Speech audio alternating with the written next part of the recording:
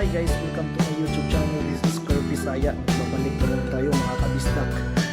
Sa kikita mo yan sa likod na yan, ayan po yung i-review natin guys na mga water bottle. Yung mga water bottle na po yun guys ay maganda po itong klase na to. So nagkikit po siya ng warm at saka cool. So samahan nyo ako guys. Tara na!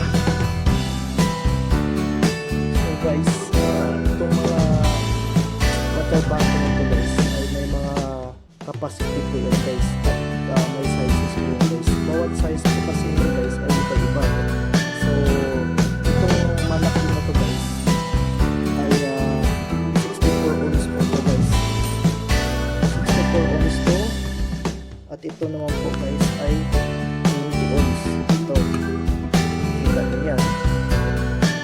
Ito naman po ay 16 ounce. Yellow naman ay 12 ounce at ito naman din ay 16 ounce, pero iba lang ang shape niya. Ito naman guys ay 8 ounce, 8 ounce, 16 ounce, 12 ounce, 16 ounce, 20 ounce, 20 ounce, nakikita nyo. At ito ay 64 ounce, so 64 ounce equivalent to 2 liters. Yan.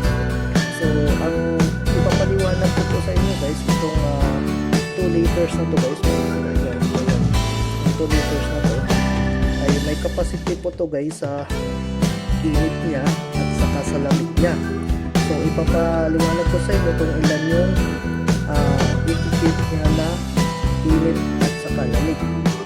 So sa 64 ounce to ay 38 hours sa hot at 135 hours sa cold. So with ice. Yan ito. So dito naman po tayo sa 20 ounce. Ito 20 ounce. So ang 20 ounce po, ang init po nito guys ay nasa 17 hours. So ang lamig naman po nito guys ay nasa 58 hours with ice din po ha. Itong ano ito, 20 ounce. So ito namang 16 ounce guys ay nasa 14 hours ang hot. Init niya. So 47 hours naman ang cold niya guys ito. So makikita nyo to ay 47 hours ang cold at 14 hours ang hot. Ayan. So dito naman tayo sa 12 ounce. So ang 12 ounce po guys ay nasa 11 hours ang hot at cold with ice niya ay nasa 38 hours. 38 hours po siya guys. So ito naman po ang 16 hours po guys. Ito makikita ito. Ito 16 hours po ay same lang po nito. Makikita ito. Same lang po sila ang kapasidad. 16 hours. So ang 16 ounce. So ang 16 ounce ay 14 hours sa hot at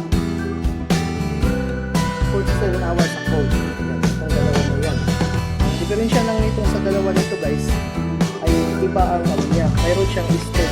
So ang ibig sabihin, kung may straw siya, pwede mong gamitin ito sa mga juice, mga drinks, sa like mga juice, mga milk, ayan, mga fresh milk, ayan, tapos ito talaga, pag wala, kape na, ayan, mga kape, pwede ito, tanggalin lang ito guys. So ito namang ano, maliit, 8 ounce to guys. So pang espresso to guys. So sa pang 3-in-1, ayan ito, ang laki nito.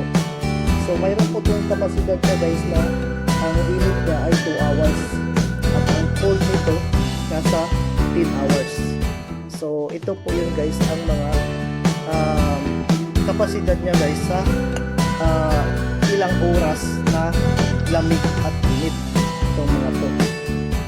So mayroon na pong nakapagsasabi nito ng mga celebrity na itong clean candy na to guys ay maganda talagang klase. At hindi lang po mga celebrity, pati mga mountaineers, kasi ito kasi ay tasted na nila. So may isang mountaineers na nagdadala nito sa Mount Everest na tasted talaga. Kasi sa Mount Everest kailangan po talaga ng mainit na tubig, something ano, kasi sobrang lamig to.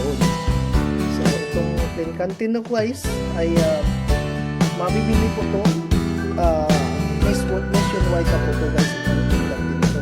At magandang plastic kasi insulated po talaga po siya guys. So itong Clean Canteen na to guys, hahanapin nyo lang po to, baka mayroon po sa ibang mga brands sa ibang lugar guys. So kung makita mo itong brand na to, Clean Canteen Insulated. Ayan po, insulated po guys, means mag-keep siya ng warm at saka cool.